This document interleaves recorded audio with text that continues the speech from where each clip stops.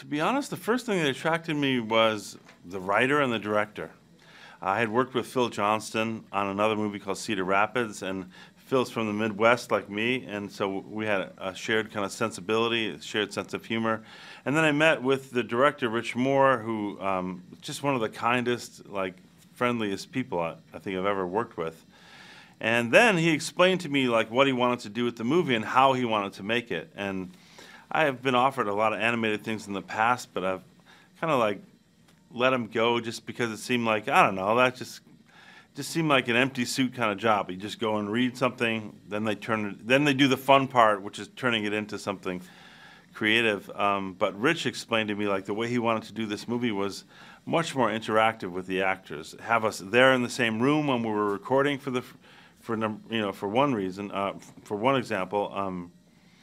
That's something most animated movies don't do. They separate the actors and record them separately.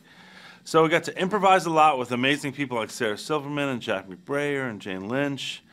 And yeah, and so anyway, Rich encouraged me to be a big part of the creative process of the movie, which was very attractive. We never called it a gamer. That's a new term. We just it was like player one and player two was back when I did it. But yeah, I was like the first generation of kids that got Space Invaders and Pac-Man and, Missile Command and all those kind of cool games that we used to play. So yeah, I was really into it. Like everyone I knew, we spent all of our spare change playing those games.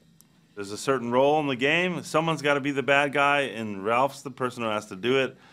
He's got to smash buildings for a living, and no one likes him for doing it. But at the same time, they need him to do it. So yeah, that's his quandary. That's where he's at the beginning of the film.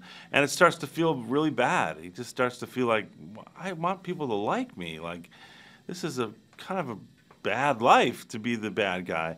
So he goes off trying to find himself, trying to become a more heroic person. He goes about it completely the wrong way to begin with, but then through the course of these adventures he ends up on, he finds, well, I'll let you see the movie before. I don't want to spoil it. But he might find out what a real hero is.